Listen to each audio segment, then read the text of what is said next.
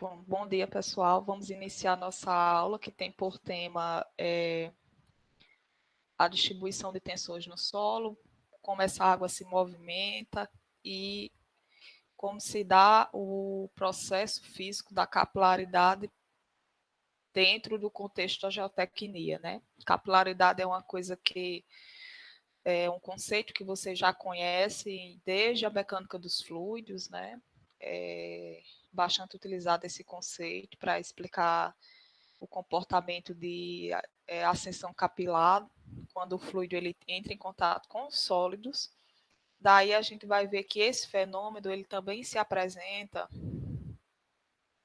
também se apresenta nos solos.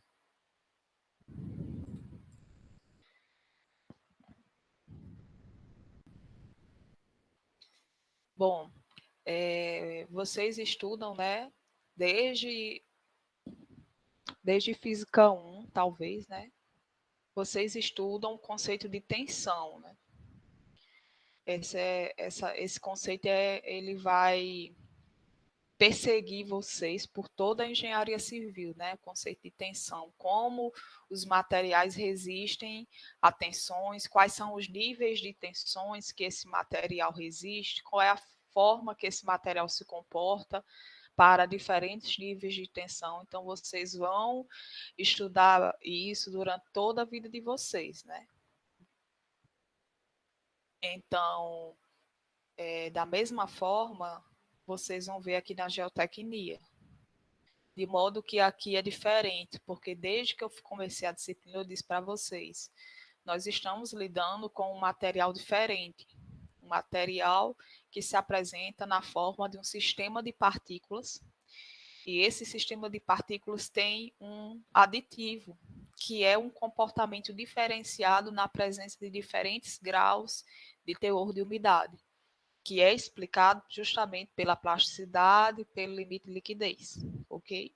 Então, pessoal, a principal importância, né, aqui respondendo a pergunta de se estudar a distribuição de tensões no solo, é primeiro eu conseguir prever o seu comportamento frente às solicitações em obras geotécnicas, obras de aterro, corte, escavação, aterro sobre solo mole, barragem, seja qual for a obra geotécnica, eu conseguir prever o seu comportamento, se o meu solo ele não vai colapsar, se ele não vai romper. A outra importância da distribuição da tensões no solo é a relação, é o prever a relação do solo com a água. A água no solo a gente vai começar a ver de fato agora, ela na disciplina, iniciando por essa aula, a gente vai ver como a água ela torna complexo o comportamento do solo. Então, a outra função da gente estudar essa distribuição do solo é prever o comportamento dele frente à água, que a gente vai ver que a distribuição das tensões do solo modificam-se completamente quando essa água está presente. Essa água, quando está presente de forma direta ou indireta, ou seja, não necessariamente o solo precisa estar submerso para estar sofrendo a ação da água. Pode ser que esse solo esteja perto de um lugar que tem água, só nesse fato de ele estar perto, ele já vai sofrer essa consequência desse contato, que é o que a gente vai ver que se apresenta na forma da capilaridade, ok? Então, aqui, né, só para deixar mais claro, para a solução de problemas, recalques. Recalques são o quê, gente? O que é que vocês lembram que eu falei de recalques? Ou eu não... recalque é a deformação vertical do solo devido a uma solicitação. E aí, dentro desse contexto, a gente vai ter vários tipos de recalques. E um desses tipos de recalques é devido à acomodação, que é o recalque imediato. Mas isso aí a gente vai ver melhor lá na parte de adensamento. O recalque, ele acontece, como eu disse para vocês, com redução desse volume, o índice de vazios se modifica. Então, tem de fato essa redução. Então, com a determinação da tensão no solo, eu tenho como estimar essa deformação. Essa deformação é extremamente importante nas obras geotécnicas, tá?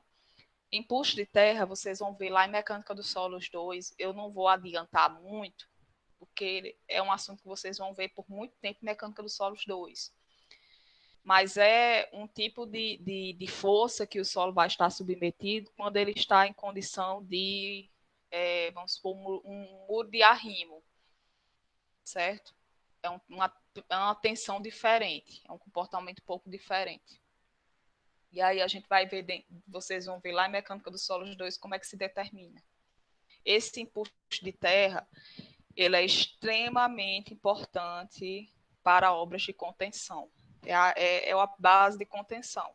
Obras de contenção que são o quê? Muros de arrimo, cortinas atirantadas, escavações. Tudo isso se baseia na questão do empuxo, empuxos de terra. E para você saber calcular empuxo de terra, não tem como. Tem que saber calcular tensões, porque é a base. Então, essas aulas que a gente vai ver a partir dessas são muito importantes e vocês vão ver isso até o final do curso. Capacidade de carga do solo. Aí vocês já estão vendo um termo diferente, que vocês não viram antes. Capacidade de carga do solo é quando vocês falaram para mim anteriormente, professor, a gente precisa, vai aguentar quanto ele aguenta aquela de solicitação. É justamente esse termo aqui. Capacidade de carga, que é um termo utilizado justamente para medir essa capacidade de suporte do solo. Quanto ele suporta frente às solicitações de compressão, que é o caso do quê? Das fundações, né? Fundações, principalmente as fundações superficiais, as sapatas, que a gente vai ver isso aí depois em fundações, que sou eu também que dou essa disciplina. Então, nós temos aqui um caso, né? Uma notícia aí de um rompimento aí, né, gente, de uma estrutura. O que é que vocês visualizam aí? Isso aqui foi a estrutura que rompeu. Isso aqui é uma cortina atirantada. É porque a foto não favoreceu, mas aqui formou como é o nome? Rompeu aqui embaixo. E aqui vocês notam que é uma cortina, né? Cortina que a gente chama atirantada, que é quando tem esses tirantes. Isso aí provavelmente tem uma relação com ruptura de solo. Por quê? Vocês vão ver lá em Mecânica dos Solos 2, a gente aqui tem um talude e a superfície de ruptura dele é bem assim, ó. Então vocês vejam que a ruptura se deu bem aqui, ó, perto do talude, na superfície de ruptura. Provavelmente foi a resistência ao cisalhamento do solo que ficou abaixo do que a gente quer. Provavelmente isso é um problema de contenção. Aí a gente chegando no nosso objetivo da aula, né? Qual é a relação disso aqui com tensões no solo? Isso aqui vai estar muito diretamente ligado com a questão da tensão. Provavelmente, não sei se aqui tem um nível de água, mas quando a gente coloca uma cortina dessa, a gente tem um equilíbrio de forças. Uma dessas forças é uma força solicitante. Né? A gente vai ter duas forças aí. Uma força é a força do solo sobre o muro. E aí, dentro desse contexto, eu preciso equilibrar as duas, porque eu tenho a força do muro sobre o solo. Concordam comigo? É como se fosse um equilíbrio de forças. Como se fosse, não. É de fato. Então, vocês percebem que essa cortina aí, ela deve ter o quê? Deve ter uns 6 metros, né? Então, o que é que acontece quando a cortina tem 6 metros? Aí vocês vão ver lá na disciplina de obras de contenção, se vocês fizerem essa optativa, isso é uma altura muito significante em termos de altura de solo.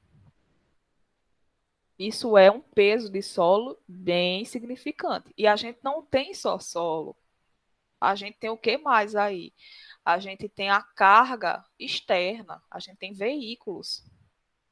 Aí nós temos, além da tensão do peso próprio do solo, a gente tem peso próprio dos veículos e a esses carregamentos dinâmicos que geram o quê? Uma vibração. Daí, com certeza, essa cortina não conseguiu suportar, ou a altura dela não está ideal, ou a forma de execução dessa cortina também não está ideal, ela deveria ter sido outro tipo de cortina, uma cortina com drenagem, talvez. Eu não estou vendo sistema de drenagem nessa cortina, pelo que eu estou vendo, ela está totalmente fechada e atirantada. Pode ter sido isso também. Quando a gente tem estradas e a gente tem taludes e a gente tem cortinas, a gente precisa colocar umas canaletas para aliviar essa água, para fazer a drenagem, porque senão a gente vai ver que é outro problema. A água ela vai ter uma pressão no solo, fazendo com que haja o rompimento. Por isso que quando vocês forem para cidades assim bem grandes e vocês verem estruturas de contenção, principalmente em São Paulo, né? Passando ali nas grandes avenidas, vão ter umas estruturas dessas. E aí vocês observem que muitas vezes o pessoal evita muitas vezes fazer essa inclinação. Essa inclinação aqui, né, tá muito grande. Tem esse fator também. Muitas vezes, talvez ele tivesse que fazer uma inclinação. Aqui vai formar um triângulo de pressões, de tensões, e a tensão maior é justamente aqui no fundo, que vocês veem até naquela disciplina mecânica dos fluidos. Vocês fazem isso mais para fluidos, né? Primeira hipótese, excesso de poropressão, excesso de água nesse solo, vamos chamar assim. Hipótese 2, se a cortina ela está com inclinação muito alta, se a cortina está precisando de que eu coloque um apoio fixo nela. Acho que vocês já viram na disciplina de R1, né, esse conceito de tem diferentes tipos de apoio nas estruturas, e aí eu tenho um apoio que ele não permite nenhum deslocamento. Será que eu tenho que colocar algum apoio desse no meio da cortina? A outra hipótese, se houve problema de drenagem na estrada, essa drenagem na estrada está sendo feita de modo que eu estou sobrecarregando o meu solo. Então, teria que mexer provavelmente aí nesse arranjo entre drenagem da cortina,